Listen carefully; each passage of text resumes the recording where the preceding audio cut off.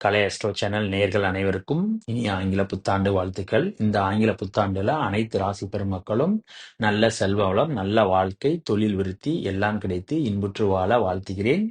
இப்போ ஒவ்வொரு ராசிக்குமான ஆங்கில புத்தாண்டு ராசி பலன்கள் பார்ப்போம். அதுக்கு முன்னால நம்ம சேனலை சப்ஸ்கிரைப் பண்ணாதவங்க மறக்காம சப்ஸ்கிரைப் பண்ணிக்கோங்க. அப்படியே பக்கத்துல உள்ள பெல் பட்டனை கிளிக் பண்ணிக்கோங்க. அப்பதான் நான் போடுற வீடியோ உங்களுக்கு நோட்டிபிகேஷன்ல வரும். வாங்க வீடியோக்குள்ள போவோம். அனைத்து ராசி பெருமக்களுக்கும் ஆங்கில புத்தாண்டு ராசி பலன்கள் பார்ப்பதற்கு முன்னால இந்த வருடத்தில் உள்ள கிரகங்களின் நகர்வுகள் எப்படி இருக்கு அப்படின்னு சொல்லி பார்ப்போம். வருடத்தினுடைய ஆரம்பத்துல பாத்தீங்கன்னா குரு வக்ரமாகி ரிஷபராசியில இருக்காரு. அவர் பிப்ரவரி 5ஆம் தேதி வக்ர நிவர்த்தியாகி ரிஷபராசியில இருக்கிறாரு.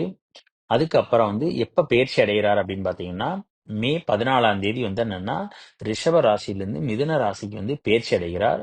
அதுக்கப்புறம் அந்த மிதுன ராசியில் இருந்த குரு பாத்தீங்கன்னா அதிசாரமாகி அக்டோபர் 18ஆம் தேதி கடகராசிக்கு வர்றாரு. அதுக்கப்புறம் நவம்பர் 11ஆம் தேதி பாத்தீங்கன்னா கடகராசியில இருக்கிற அந்த அதிசார குரு பாத்தீங்கன்னா வக்ரம் அடைகிறாரு அந்த வருடம் முடியும் வரைக்கும். அதுக்கப்புறம் சனி எப்படி இருக்கிறாருன்னு சொல்லி பார்ப்போம். வருடத்தினுடைய ஆரம்பத்துல பாத்தீங்கன்னா அவர் கும்பராசியில இருக்கிறாரு.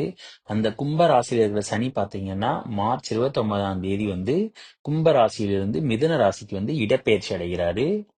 இந்த மிதுன ராசியில இருக்கிற சனியானவர் பாத்தீங்கன்னா ஜூலை 13ஆம் தேதி வக்ரமாகி மீனத்துல இருக்கிறாரு. அந்த மீனத்துல இருக்கிற வக்ர சனி பாத்தீங்கன்னா திரும்ப நவம்பர் 28ஆம் தேதி பாத்தீங்கன்னா வக்ர நிவர்த்தி ஆயிடுறாரு. நிவர்த்தி ஆயிட்டு சனியிலே பாத்தீங்கன்னா அந்த ஆண்டு முழுவதும் பிரவேசிக்கிறார். அடுத்து ராகு கேது எப்படி இருக்காருன்னு சொல்லி பாத்தீங்கன்னா வருடத்தினுடைய ஆரம்பத்துல பாத்தீங்கன்னா ராகு மீன ராசியிலும் கேது என்னன்னா கன்னி ராசியிலும் இருக்கிறார். ராகு கேது பேச்சுக்கு பிறகு 18 மேல பாத்தீங்கன்னா ராகு கேது பேச்சு வருது.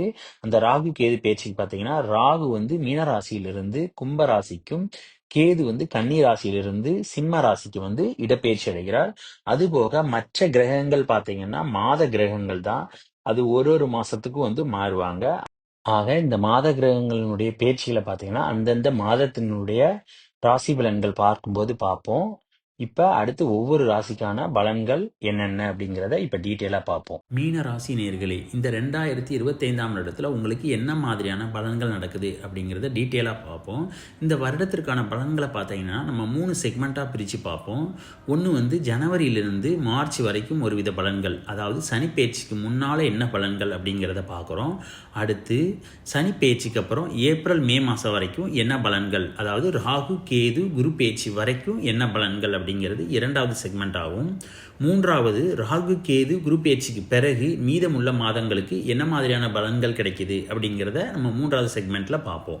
இப்போ இந்த முதல் செக்மெண்ட்டில், அதாவது ஜனவரி மாதம் என்ன மாதிரியான பலன்கள் இருக்குதுன்னு பார்த்தீங்கன்னா உங்கள் ராசிக்கு 8ஆம் அதிபதியும் 12ஆம் அதிபதியும் சேர்ந்து 12ல் மறைஞ்சு போகிறாங்க. இதனால் கெட்டவன் கெட்டிடில் கிட்டிடும் ராஜயோகம் அப்படிங்கிற அடிப்படையில் பார்த்தீங்கன்னா அவர் 6ஆம் இடத்தை பார்க்கறதுனால வேலை பார்க்கும் இடங்களில் பார்த்தீங்கன்னா பதவி உயர்வு அப்படிங்கிறது கிடைக்கலாம். ஆனால் அந்த பதவி உயர்வுனால உங்களுக்கு சந்தோஷம் அப்படிங்கிறது பெரிய அளவுக்கு இருக்காது. அதே நேரம் உங்களை சுற்றி பார்த்தீங்கன்னா பகைவர்கள் அப்படிங்கிறது வேலை பார்க்கும் இடங்களில் இருப்பாங்க. அதனால் வேலை பார்க்குற இடத்துல கவனமாக இருப்பது ரொம்ப நல்லது. சனியினுடைய பார்வை உங்களுடைய ராசிக்கு 2 மற்றும் 8ஆம் இடங்களில் விழுவதனால வெளியிடங்களில் பார்த்தீங்கன்னா இரவு நேரங்களில் செல்வது அப்படிங்கிறத தவிர்க்கணும். அதே நேரத்தில் உங்களுடைய குடும்பஸ்தானத்தில் விழுவுறதுனால நீங்கள் பேசுகிற பேச்சில் கவனமாக இருக்கணும். இல்லாட்டா குடும்பத்தில் என்னென்னா குழப்பங்கள் அப்படிங்கிறது ஏற்படும். அதே நேரம் இந்த சனியானவர் என்ன பண்ணுவார் அப்படின்னு பார்த்தீங்கன்னா உங்களுடைய புத்தியை மழுங்க செஞ்சிருவார். அதனால் நீங்கள் என்ன பேசுகிறீங்க செய்கிறீங்க அப்படிங்கிறது உங்களுக்கே தெரியாது. அடுத்து கண்களில் கவனமாக இருக்கணும். இல்லைனா கண்களில் ஏதாவது நோய் ஏற்படுவதற்கு வாய்ப்பு இருக்குது. அதுக்கப்புறம் தலையில் அடிபடுவதற்கான வாய்ப்பு அப்படிங்கிறது மாதத்தினுடைய ஆரம்பத்தில் இருக்குது. அதனால் இந்த முதல் 3 மாதங்களில் பார்த்தீங்கன்னா கண்கள் மற்றும் தலையில் கவனமாக இருக்கணும். அதே நேரம் இருதயம் சம்மந்தமான நோய் உள்ளவர்கள் பார்த்தீங்கன்னா கவனமாக இருக்கணும். இல்லைனா இருதயம் சம்மந்தமான பிரச்சனைகள் அப்படிங்கிறது வரக்கூடும். இது எல்லாமே என்னென்னா அதாவது வருடத்தினுடைய முதல் 3 மாதங்கள் மட்டும்தான். அதுக்கப்புறம் ஒரு நல்ல நிலைமை அப்படிங்கிறது ஏற்படும். பிப்ரவரி மாதம் பார்த்தீங்கன்னா உங்களுடைய ராசி அதிபதியான குரு பார்த்தீங்கன்னா 5ஆம் தேதி அன்று வக்ர நிவர்த்தி ஆகிறாரு ரிஷபராசியில். அவர் தைரியஸ்தானத்தில் வேற இருக்கிறாரு. அதனால் உங்களுக்கு தைரியம் அப்படிங்கிறது ஜாஸ்தியாக இருக்கும். அதே நேரத்தில் தைரியஸ்தானாதிபதியும் அஷ்டமாதிபதியுமான சுக்கிரன் பார்த்தீங்கன்னா உங்களுடைய ராசியிலே உச்சமடைகிறாரு. கூடவே பார்த்தீங்கன்னா ராகு இருக்கிறாரு. அதனால் உங்களுக்கு தைரியம் அப்படிங்கிறது ரொம்ப ஜாஸ்தியாக இருக்கும். அதே நேரத்தில் உங்களுடைய காரியங்கள் பார்த்தோன்னா ஈஸியாக சக்ஸஸ் ஆயிரும். ஏன்னா சுக்கிரனும் குருவும் பார்த்தீங்கன்னா பரிவர்த்தனை யோகத்தில் இருக்கிறாங்க. அதனால் எல்லா நன்மைகள் அப்படிங்கிறது சகல காரியங்களில் காரிய வெற்றி அப்படிங்கிறது உங்களுக்கு ஏற்படும். அதே நேரம் இந்த உச்சம் பெற்ற சுக்கிரன் பார்த்தீங்கன்னா, ராகுவோட சேர்ந்து 7ஆம் இடத்த பார்ப்பதனால, கணவன் மனைவிகளான கருத்து வேறுபாடுகள் அப்படிங்கிறது வரும். ஆனா, குருவினுடைய பார்வை இருக்கிறதுனால, அந்த கருத்து வேறுபாடுகள் வந்து என்னன்னா சீக்கிரம் மறைஞ்சிரும். அதே நேரத்தில நண்பர்களுடனான கூட்டு தொழில்ல பார்த்தீங்கன்னா, கவனமா இருக்கணும். குருவினுடைய பார்வை பார்த்தீங்கன்னா, உங்களுடைய ராசிக்கு 9 மற்றும் 11ஆம் இடங்கள்ல விழுவுறதுனால, நீங்க எதிர்பார்த்த லாபங்கள் அப்படிங்கிறது கிடைக்கும். அதே நேரத்தில தந்தை, மகனுக்குமான உறவுகள் அப்படிங்கிறது நல்லா இருக்கும். ஆனா, எவ்வளவுதான் லாபங்கள் வந்தாலும், உங்களுடைய விரய சனி பார்த்தீங்கன்னா, 12ல வந்து ஆட்சியா வேற இருக்கிறாரு. அதனால வரவுக்கேற்ற செலவுகள் அப்படிங்கிறது இருந்துகிட்டே தான் இருக்கும். சனி மற்றும் குருவினுடைய பார்வை பார்த்தீங்கன்னா, 9ஆம் இடத்துல விழுவுறதுனால, அப்பாவினுடைய உடல் நலத்தில பார்த்தீங்கன்னா, தொல்லைகள் ஏற்பட்டு நீங்கும். காதலிக்கிற மீனராசி நேயர்களுக்கு வருடத்தினுடைய முதல் 3 மாதம் எப்படி இருக்குன்னு பார்த்தீங்கன்னா, கேதுவினுடைய பார்வை உங்களுடைய காதல் ஸ்தானத்துல விழுவுறதுனால, சண்டை சச்சரவுகள் அப்படிங்கிறது இருந்துகிட்டு தான் இருக்கும். அதனால யாராவது ஒருவர் வந்து என்னன்னா விட்டு குடுத்து செல்வது தான் நல்லது.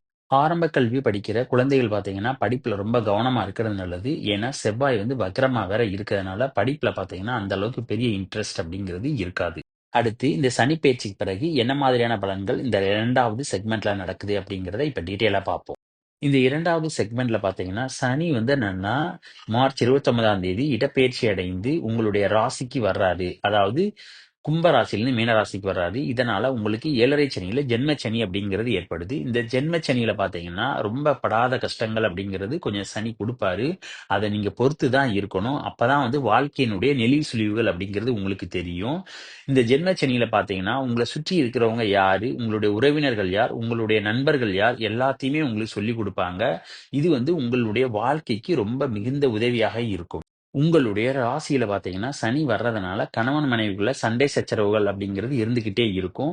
அதே நேரத்தில தீய நட்புகளினுடைய சகவாசம் அப்படிங்கிறது ஏற்படும். கூட்டுத் தொழில்ல எதிர்பார்த்த லாபங்கள் கிடைப்பது அப்படிங்கிறது கொஞ்சம் கடினம் தான். செய்தொழில்ல பெரிய அளவுக்கு எதிர்பார்த்த முன்னேற்றங்கள் அப்படிங்கிறது இருக்காது. வரவுகள் ஓரளவுக்கு வந்தாலும், செலவுகள் அப்படிங்கிறது பார்த்தீங்கன்னா, உங்களுக்கு பின்னாலே உங்கள துரத்திக்கிட்டே தான் வரும். தற்போது மீனராசி மாணவ, மாணவிகளுக்கு ஜென்மச்சனி நடக்கிறதுனால, உங்களுடைய கல்வியில பார்த்தீங்கன்னா, தடைகள் மற்றும் தடங்கல்கள் அப்படிங்கிறது இருக்கும். அதனால நீங்க கவனமா இருக்கிறது நல்லது. அதே நேரத்தில தீய நட்புகளினுடைய சகவாசம் அப்படிங்கிறது உங்களுக்கு ஏற்படும். அதனால நட்புகள்ல பார்த்தீங்கன்னா, கவனமா இருக்கிறது ரொம்ப நல்லது. அடுத்து வருடத்தினுடைய கடைசி 6 மாதங்கள்ல என்ன மாதிரியான பலன்கள் நடக்குது அப்படிங்கிறத இப்ப டீட்டெயிலா பார்ப்போம். கேது வந்து உங்களுடைய ராசிக்கு 6ஆம் இடத்துல வர்றதுனால, வேலை பார்க்கும் இடங்கள்ல பொறுமையா இருப்பது நல்லது. இல்லன்னா வேலை இழப்பு அப்படிங்கிறது ஏற்படலாம். ஏன்னா உங்களுக்கு ஜென்ம சனி வேற நடக்குது. அதனால வேலை பார்க்கும் இடங்கள்ல பார்த்தீங்கன்னா, பொறுமையா இருப்பது ரொம்ப நல்லது. இல்லன்னா வேலை பறிபோகக்கூடிய வாய்ப்பு அப்படிங்கிறது ஏற்படும். குருவினுடைய பார்வையும், சனியினுடைய பார்வையும் பார்த்தீங்கன்னா, உங்களுடைய ராசிக்கு 10ஆம் இடத்துல விழுவுறதுனால, செய்தொழில்ல பார்த்தீங்கன்னா, லாபம் வராட்டாலும் நஷ்டங்கள் அப்படிங்கிறது ஏற்படாது. சனியினுடைய பார்வை உங்களுடைய ராசிக்கு 4ஆம் இடத்துல விழுவுறதுனால, தாயாரினுடைய உடல்நிலையில ரொம்ப கவனமா இருக்கணும். அதே நேரத்தில வண்டி வாகனங்கள்ல செல்லும்போது மிகவும் கவனமாக இருக்க வேண்டும். மேலும் ஆறுகள்லயோ, இல்ல குளங்கள்லயோ குளிக்கும்போது ரொம்ப கவனமா இருக்கணும். அதே நேரத்தில மாமனாருடனான கருத்து வேறுபாடுகள் அப்படிங்கிறது ஏற்படும். குருவினுடைய பார்வை 11ஆம் இடத்துக்கு இருக்கிறதுனால, 2ஆம் திருமணத்திற்கு எதிர்பார்த்து இருக்கிறவர்களுக்கு வரன்கள் அமையக்கூடிய சூழல் அப்படிங்கிறது ஏற்படும். சனியானவர் உங்க ராசியில இருக்கும்போது, ராகு வந்து என்னன்னா 12ல இருக்கிறதுனால, அதிகமாக உறக்கம் அப்படிங்கிற ஒரு நிலைக்கு பார்த்தீங்கன்னா, ராகு வந்து தள்ளுவாரு. இதனால உங்களுக்கு பார்த்தீங்கன்னா, அதிகமான சோம்பல் அப்படிங்கிறது ஏற்படும். கேதுவினுடைய 3ஆம் பார்வை பார்த்தீங்கன்னா, உங்களுடைய ராசிக்கு 4ல விழுகுது. இதனால உங்களுடைய உடல் ஆரோக்கியம் அப்படிங்கிறது கெடும். அதே நேரத்தில தாயாரினுடைய உடல் ஆரோக்கியம் அப்படிங்கிறது கெடும். வருடத்தினுடைய ஆரம்பத்துல பார்த்தீங்கன்னா, குரு வந்து அதிசார வக்ரம் ஆயிறாரு கடகராசியில. இதனால நீங்க எதிர்பார்த்த லாபங்கள் அப்படிங்கிறது உங்க செய்தொழில்ல கிடைக்கிறது கஷ்டம். ஏன்னா சனி பார்த்தீங்கன்னா, உங்களுடைய ராசியில இருக்கும்போது, இந்த குரு வந்து வக்ரம் அடைஞ்சு உங்க ராசிக்கு 5ல இருக்காரு. இதனால எதிர்பார்த்த லாபங்கள் பெரிய அளவுக்கு எதுவும் இருக்காது. லாபம் வர்ற மாரி தான் தெரியும். ஆனா எல்லாமே நஷ்டமாக சென்றுவிடும். அக்டோபர் மாசம் 18ஆம் தேதி குருவானவர் வந்து அதிசார இடப்பெயர்ச்சி அடைகிறார். அதாவது மிதுன ராசியிலிருந்து கடக ராசிக்கு வர்றாரு. அந்த நேரத்துல குரு பார்த்தீங்கன்னா, உங்களுடைய ராசியை வேற பார்க்குறாரு. சனியும் வக்ரமாயி உங்களுடைய ராசியில இருக்காரு. இதனால சனியினால ஏற்படக்கூடிய பெரிய துன்பங்கள் அப்படிங்கிறது அந்த சமயத்துல இருக்காது. அதனால அக்டோபருடைய கடைசியில பார்த்தீங்கன்னா, 7.5 சனியுடைய பிடியிலிருந்து நீங்க தப்பிக்கலாம். ஆக, இந்த வருடத்துல பார்த்தீங்கன்னா, கணவன் மனைவிக்குள்ள சண்டை சச்சரவுகள் அப்படிங்கிறது வந்து போய்க்கிட்டு தான் இருக்கும். அதனால நீங்க அமைதி காப்பது அப்படிங்கிறது ரொம்ப நல்லது. அதே நேரத்துல தீய நட்புகளினுடைய சகவாசம் அப்படிங்கிறது இந்த வருடம் வந்து வைத்துக் கொள்ளாம இருப்பது ரொம்ப நல்லது. கல்வியில பார்த்தீங்கன்னா, தடைகள் அப்படிங்கிறது இருக்கும். அதனால மாணவ, மாணவிகள் பார்த்தீங்கன்னா, படிப்புல ஆர்வம் காட்டுவது அப்படிங்கிறது ரொம்ப நல்லது. அதனால கெட்ட நட்புகளுடைய சகவாசம் அப்படிங்கிறது நீங்க வச்சுக்கிடாதீங்க. அப்புறம் இந்த வீடியோ பிடிச்சிருந்தா லைக் பண்ணுங்க, ஷேர் பண்ணுங்க, கமெண்ட் பண்ணுங்க. மறக்காம பக்கத்துல உள்ள பெல் பட்டனை கிளிக் பண்ணிருங்க. Thank you.